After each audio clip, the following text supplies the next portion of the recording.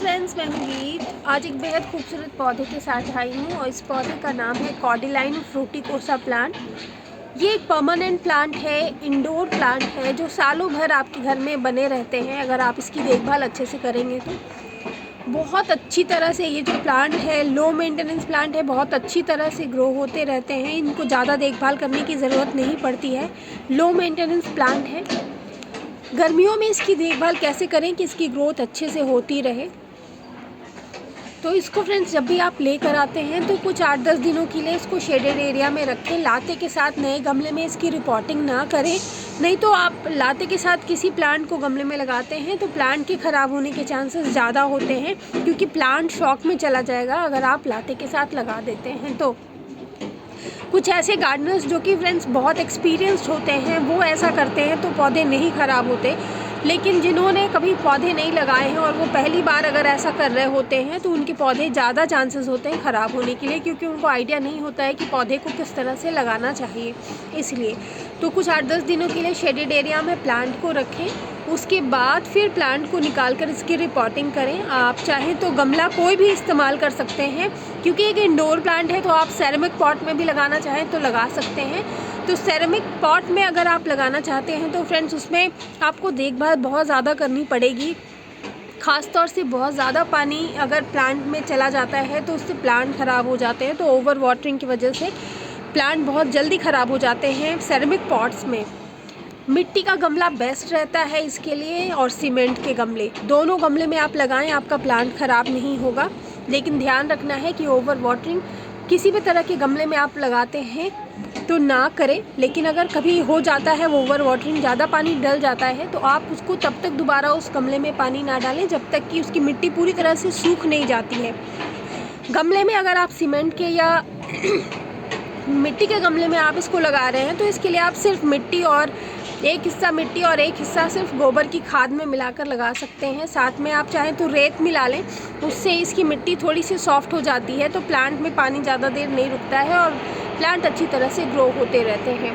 लेकिन अगर आप सेरेमिक पॉट में लगा रहे हैं तो उसके लिए आप एक हिस्सा मिट्टी लेते हैं तो एक हिस्सा उसमें सैंड या बजरी जिसे बोलते हैं, रिवर सैंड, रेत, वो आप मिला लें। साथ में कोई भी कंपोस्ट, गोबर की खाद या गोबर की खाद नहीं है तो फ्रेंड्स उसमें कोई अच्छा सा कंपोस्ट डाल दें, वर्मी कंपोस्ट डाल दें और फिर उसकी रिपोर्टिंग करें। साथ में अगर बोन मील है अगर आप लोगों के पास तो बोन मील डाल दें। बोन मील हड्डियों का चूरा होता है जो कि जानवरों की हड्डियों से बनाया जाता है, वो प्लांट्स की ग्रोथ के लिए बहुत अच्छा रहता है। तो जो लोग आप डालना चाहते हैं, जो इस्तेमाल करना चाहते हैं, वो इसमें एक बड़ा चम्मच बोन मील का डाल सकते हैं रिपोर्टिंग के टाइम पे इसकी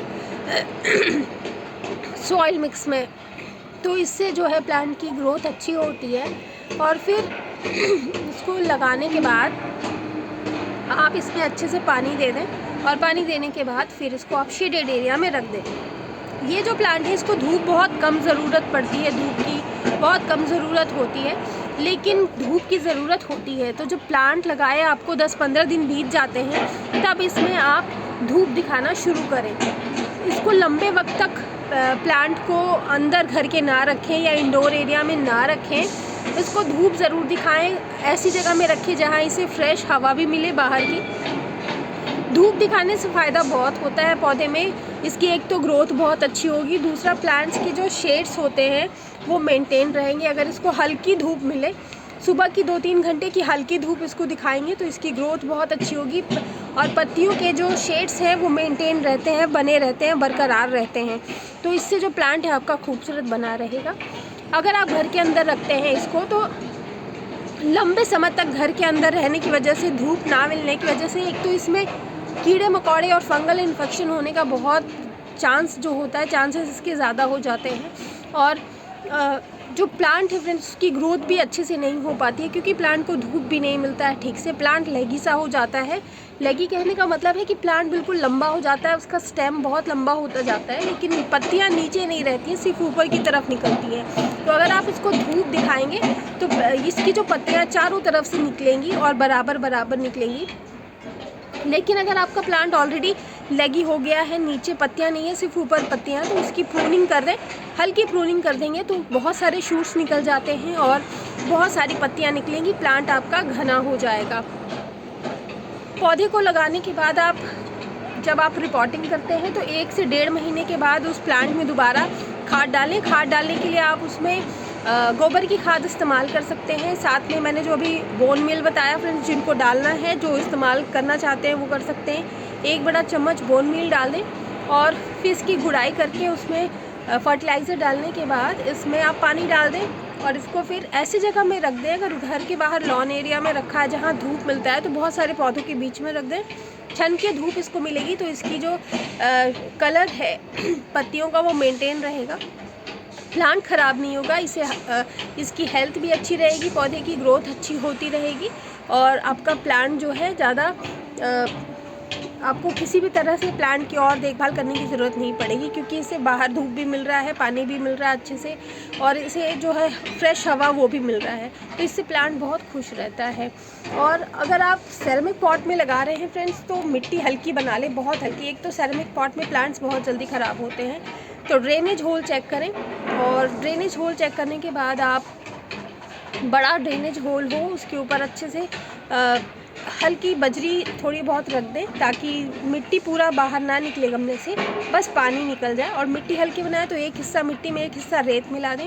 रेत नहीं है तो कोकोपीट आप ऐड कर सकते हैं, जो कि ऑनलाइन या आप लोगों को किसी प्लांट नर्सरी में आराम से मिल जाता है। और उसको मिला के फिर आप उसमें 1 हिस्सा फर्टिलाइज़र मिला दें और 1 हिस्सा आप उसमें रेत अगर है तो, नहीं तो आप कोकोपीट से ही इस्तेमाल करके उसमें प्लांट को अच्छी ग्रोथ दे सकते हैं। तो इस तरह से आप अपने प्लांट को रिपोर्टिंग कर सकते हैं सेरेमिक पॉट में। और फर्टिलाइज़र तो डाल ही देंगे आप, उसमें कोई फंजीसाइड पाउडर अच्छा सा है तो वो ज़रूर डाल दें आप, इससे प्लांट में कोई फंगल इन्फेक्शन नहीं होगा और आपका प्लांट हेल्दी बना रहेगा।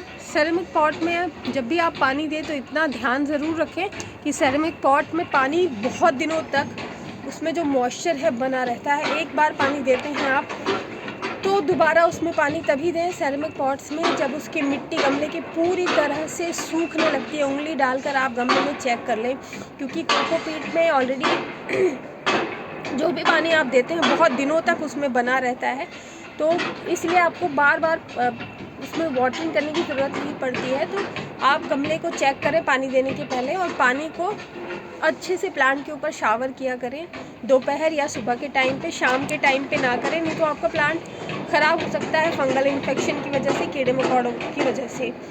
तो इस तरह से जो आप अपने प्लांट की देखभाल कर सकते हैं।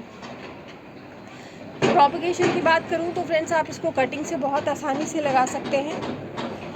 और इस प्लांट की मिट्टी की गुड़ाई आप महीने 2 महीने में एक बार ज़रूर इसकी गमले की मिट्टी की गुड़ाई करें और गुड़ाई करने के बाद इसमें आप फर्टिलाइज़र दिया करें। गुड़ाई करने से प्लांट की जड़ों को अच्छे से ऑक्सीजन मिलता है और बहुत अच्छी तरह से वो डेवलप होते हैं और फिर उसकी ग्रोथ बहुत अच्छी हो जाती है। इसीलिए प्लांट्स को धूप दिखाना भी ज़रूरी होता है। पानी टाइमली दिया करें, मिट्टी सूखने के पहले। मिट्टी पूरी तरह से ना सूखने दें, हल्की उसमें मॉइस्चर बना रहता है गमले में, तभी उसमें पानी दें। पानी का शावर करें। आप चाहें तो कॉटन के कपड़े को या कॉटन को गीला करके इसकी पत्तियों को हल्के हाथों से पोंछ भी सकते हैं, जिससे ये साफ दिखेगा बहुत और शाइन करेगा, बहुत चमकेगा, तो बहुत खूबसूरत दिखेगा आपका प्लांट।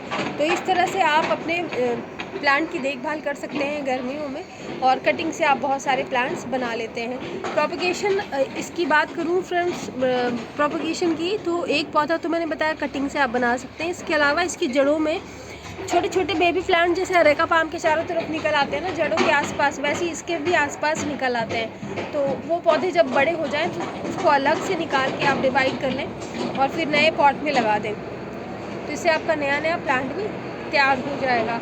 जो पत्तियां सूख जाती हैं उसको हटा लिया करें, इससे प्लांट तो एक अच्छा नहीं दिखता, और साफ़ कर देने से प्लांट अच्छा दिखता है। तो ये भी एक तरीका होता है प्लांट की नई ग्रोथ को प्रमोट करने का, क्योंकि जब हम सूखी पत्तियां प्लांट से हटा देते हैं तो प्लांट को एनर्जी कम अपना इन्वेस्ट करना पड़ता है नई ग्रोथ के लिए। नहीं तो सूखी पत्तियां जो रहती हैं प्लांट्स में वो भी एनर्जी प्लांट से लेते रहती हैं, तो इसलिए उसको निकाल दें, हटा दें, इस तरह से तोड़ के, इस तरह से तोड़कर आप निकाल दें, तो प्लांट अच्छी तरह से ग्रो होता रहेगा और अच्छा भी दिखाई देगा। इसके अलावा आप अपने प्लांट में फ्रेंड्स पानी का शावर मैंने बताया सुबह शाम ज़रूर किया करें। सुबह शाम दोपहर को शाम को नहीं, सुबह और दोपहर को करना है। सॉरी मैंने गलत कह दिया फ्रेंड्स, सुबह और दोपहर को करें, शाम को ना करें। प्लांट ख़राब हो जाते हैं, कीड़े मकोड़े लग जाते हैं, फंगल इन्फेक्शन हो सकता है आपके प्लांट में। तो इस तरह से आप अपने प्लांट की देखभाल कर सकते हैं, तो आपका प्लांट हेल्दी बना रहेगा।